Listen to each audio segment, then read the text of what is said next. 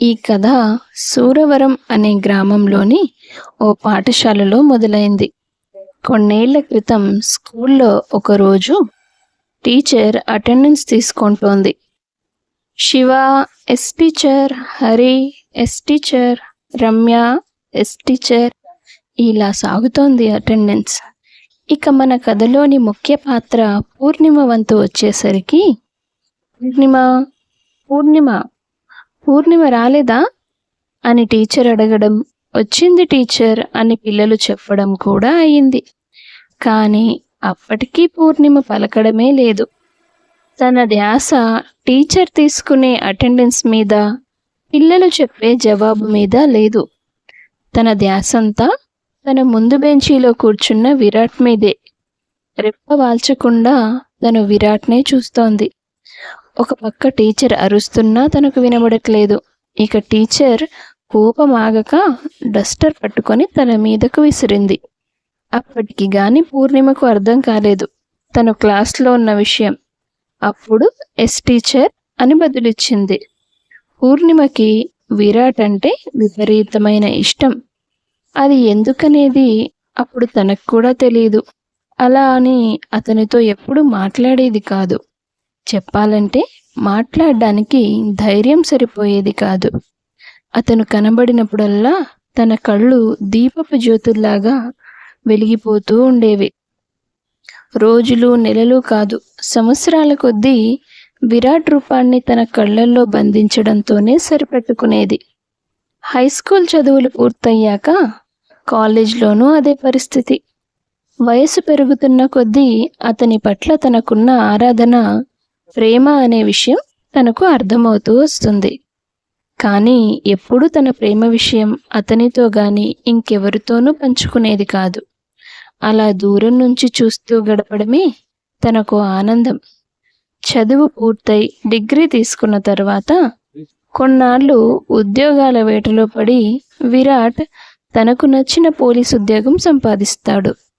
పూర్ణిమ ఒక ప్రభుత్వ టీచరుగా నియమించబడుతుంది. ఇలా ఏళ్ల కొద్దీ భయపడుతూ కూర్చుంటే విరాట్కి నా ప్రేమ విషయం ఎప్పటికీ తెలియదు. ఈసారి ఊరు వచ్చినప్పుడు ఎలాగైనా తనని కలిసి తన పట్ల నాకున్న ప్రేమ గురించి, ఆరాధన గురించి అర్థమయ్యేలా చెప్పాలి అనుకుంది పూర్ణిమ. కానీ విధి బలీయమైనది అంటారు కదా. పూర్ణిమ జీవితంలో ఒక పెద్ద తుఫాను తీసుకొచ్చింది. నచ్చిన ఉద్యోగంలో చేరి ప్రజలకు సేవ చేయాలన్న ఆశయంతో ఉన్న విరాట్ ప్రమాదవశాత్తు ప్రాణాలు కోల్పోతాడు. మనసిచ్చినవాడు ఎప్పుడు ఊరు వస్తాడా, తన ప్రేమ విషయం ఎప్పుడు చెబుదామా అని ఆరాటంగా ఎదురు చూస్తున్న పూర్ణిమ శవంగా మారి తిరిగి వచ్చిన విరాట్ని చూడగానే కూలిపోయింది. ఆమె కంట్లోంచి ఒక్క కన్నీటి బొట్టు కూడా రాలలేదు. తన మెదడు మొద్దుబారిపోయింది. కార్యక్రమాలన్నీ పూర్తి చేసి అతని శవాన్ని పూడ్చేసి అందరూ ఇంటికి తిరిగి వెళ్ళిపోయారు. ఆ మర్నాడు అతని శరీరాన్ని పూడ్చిన చోటుకు వెళ్ళి గుండెల్లో ఉన్న దుఃఖాన్నంతా కన్నీళ్ల రూపంలో కరిగించి గట్టి గట్టిగా అరుస్తూ బోరున విలిపించింది పూర్ణిమ. చిన్నప్పటి నుంచి నా పెదాల మీదకి నవ్వొచ్చిన ప్రతి సందర్భానికి కారణం నువ్వే విరాట్. నువ్వు తిరిగి వస్తే నా ప్రేమని నీతో చెప్పుకొని నీ అంగీకారం పొంది జీవితాంతం నీతో కలిసి ప్రయాణం చేయాలని ఆశపడ్డాను నేను. కొన్నాళ్ళు నువ్వు నా కంటికి దూరమైతేనే కంటి నిండా నిద్రపోలేదు నేను. ఇప్పుడేమో నువ్వు శాశ్వతంగా నిద్రపోయావు. నా ప్రాణాలు ఇలా మట్టిలో కలిసిపోయిన తరువాత ఈ శరీరం మాత్రం బతికి ఉండి ఏం చేస్తుంది? నేను నీ దగ్గరికి వచ్చేస్తాను విరాట్ అంటూ అక్కడి నుండి లేచి హుటాహుటిన పరుగులు తీస్తూ ఊరు చివర ఉన్న చెరువు దగ్గరికి చేరుకుంటుంది. కళ్ళు మూసుకొని విరాట్ రూపం తలుచుకుంటూ చెరువులోకి దూకబోయే క్షణంలో ఒక వ్యక్తి పూర్ణిమ చేయి పట్టుకుంటాడు. పూర్ణిమ వెంటనే కళ్ళు తెరిచి అతన్ని చూసి, అభిమన్యు, నువ్వేంటిక్కడా అని ప్రశ్నిస్తుంది. నువ్వు చనిపోకుండా ఆపడానికి నేను రాలేదు. నీ చెయ్యి పట్టుకొని ఆ చెరువులో దూకి ఆత్మార్పణ చేసుకోవడానికి వచ్చాను. ఏం మాట్లాడుతున్నావు అభి నీకు అంత అవసరం ఏమొచ్చింది? ప్రేమలో ఓడిపోయినా, ప్రేమించిన వాళ్ళు దూరమైపోయినా మనం ప్రాణాలు వదిలేయాలని ఇదిగో నిన్ను చూసే నేర్చుకున్నాను. అదేంటవి, నువ్వొకరిని ప్రేమించావా? చిన్నప్పటి నుంచి మనం కలిసే చదువుకున్నాం కదా, మరి నాతో ఎప్పుడూ చెప్పలేదు. నువ్వు నిత్యం విరాట్ని చూడ్డంలోనే నిమగ్నమై ఉంటావు. మిగిలిన ప్రపంచం నీ కళ్ళకు ఎప్పుడు కనిపించిందని? అభి, నేను నీతో ఎప్పుడూ చెప్పలేదు కదా విరాట్ గురించి. నా పక్కనుండే నా ఫ్రెండ్స్కి కూడా ఎప్పుడు చెప్పలేదు. ఇప్పుడు అది ముఖ్యం కాదులే. నీలాగే నేను కూడా ప్రేమలో ఓడిపోయాను. పద, ఇద్దరం కలిసి చచ్చిపోదాం. విరాట్ని చూడకుండా బతకడం నా వల్ల కాదు అభి. అందుకే నేను ఇలాంటి నిర్ణయం తీసుకున్నాను. కానీ మీ ఇంట్లో పరిస్థితి వేరు. మీ అమ్మగారు, చెల్లెలు అందరూ నీ మీద ఆధారపడిన వాళ్ళే కదా. ఈ మధ్య నీకు ఉద్యోగం దొరికింది. నువ్వు వాళ్ళ బాధ్యత తీసుకొని వాళ్ళ భవిష్యత్తు గురించి పట్టించుకోవాల్సిన సమయంలో ఇలా నీ ప్రేమ కోసం స్వార్థపరుడిగా మారి చనిపోవడం కరెక్ట్ కాదు.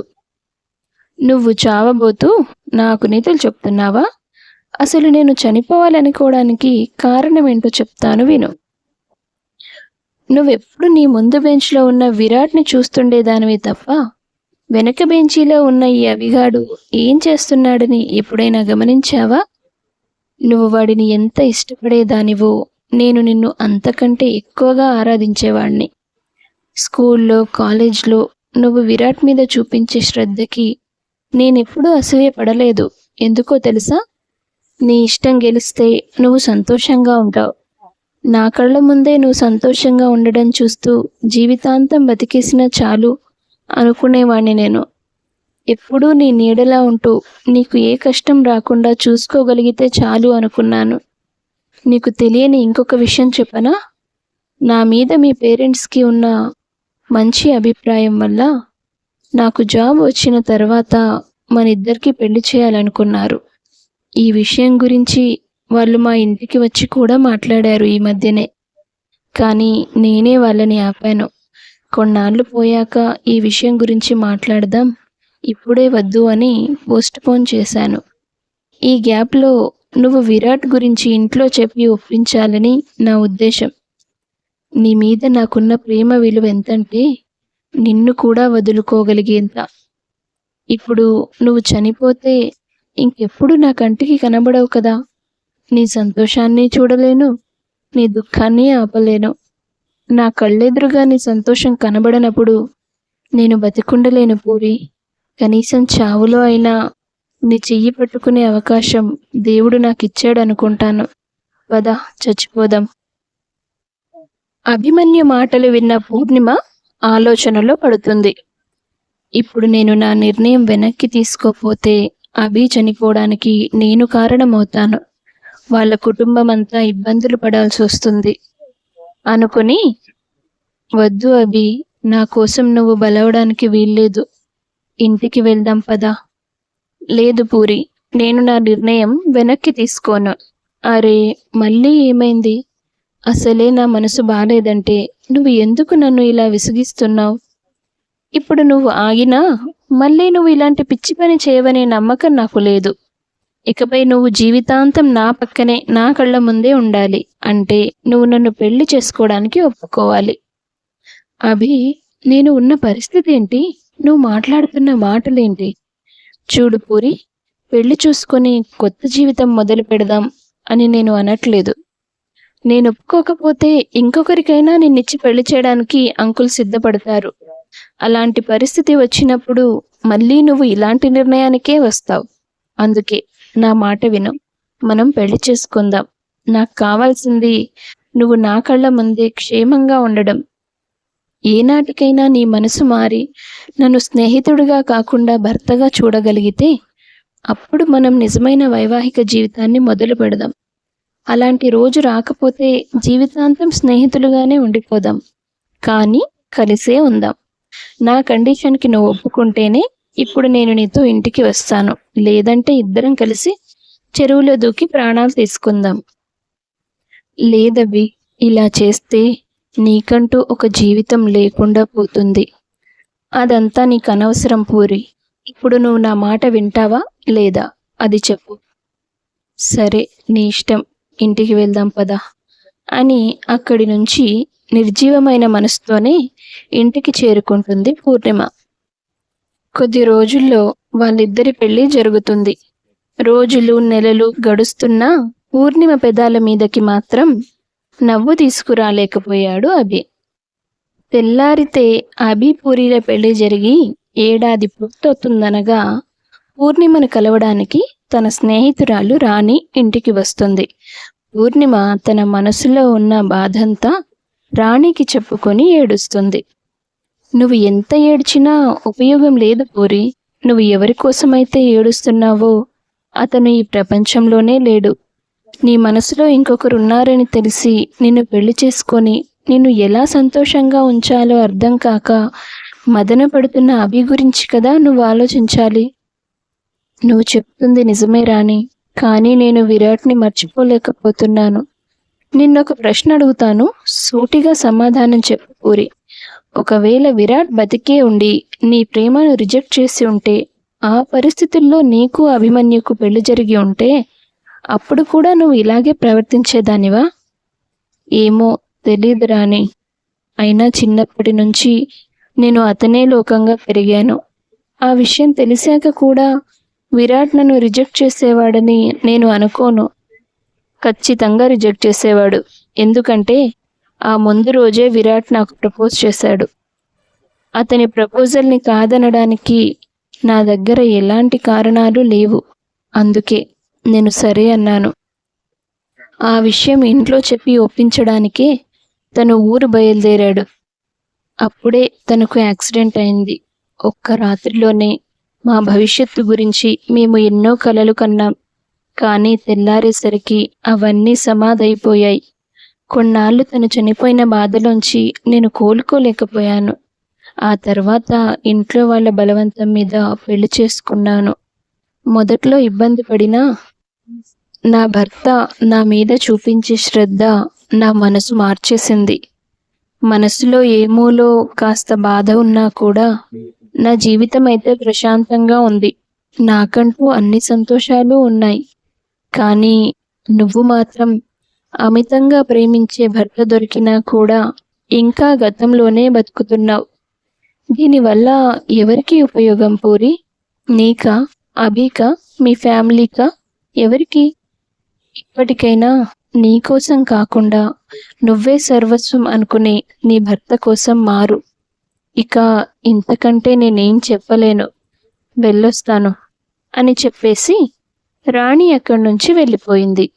ఆ రాత్రంతా పూర్ణిమ నిద్రపోలేదు. రాణి చెప్పిన ప్రతి మాట నిజం. నా ప్రేమ వల్ల ఎవరికి ఉపయోగం? నా కోసం ఇంత చేసిన అభిని బాధ పెడుతూ ఇంకెన్నాళ్ళు గడపాలి?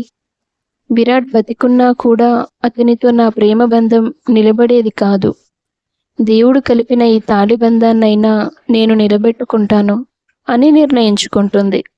ఆ మర్నాడు స్కూల్కు సెలవు పెట్టేసి అభి ఆఫీస్కి వెళ్ళి వచ్చేసరికి ఇల్లంతా పూలతో అలంకరించి దగ్గర బంధువుల్ని, స్నేహితుల్ని అందరినీ తమ పెళ్లి రోజు వేడుకకు ఆహ్వానించి చక్కగా ముస్తాబై అభి కోసం ఎదురు చూస్తుంది పూర్ణిమ. ఇంటికి తిరిగి వచ్చాక ఆ ఏర్పాట్లన్నీ చూసి అభి కన్ఫ్యూజ్ అవుతాడు. అందరి ముందు పూలదండలు మార్చుకొని గిఫ్ట్ ప్యాక్ చేసిన ఒక డైరీని అభికి కానుకగా ఇస్తుంది. అది తెరిచి చూసిన అభికి నోట మాట రాకుండా అయిపోయింది. ఇక ఈ జీవితం నీదే అభి, ఇవాల్టి నుండి మనం మన వైవాహిక జీవితాన్ని మొదలు పెడదాం అని రాసుంటుంది ఆ డైరీలో. కాసేపటికి ఆ షాక్లో నుంచి తేరుకొని పూర్ణిమని ఎత్తుకొని గిరగిరా తిప్పేస్తాడు. ఆ తర్వాత వాళ్ళ జీవితం హాయిగా సాగిపోతుంది. అందరికీ తెలిసిన విషయమే అయినా కూడా ఇంకోసారి చెప్తున్నాను, మీరు ప్రేమించే వ్యక్తి కన్నా మిమ్మల్ని ప్రేమించే వ్యక్తితోనే ఎక్కువ సంతోషకరమైన జీవితాన్ని పొందగలరు. నా కథ గనుక నచ్చినట్లయితే వీడియో లైక్ చేసి షేర్ చేయండి. సబ్స్క్రైబ్ చేసుకొని బెల్ ఐకాన్ క్లిక్ చేయండి. Thank you.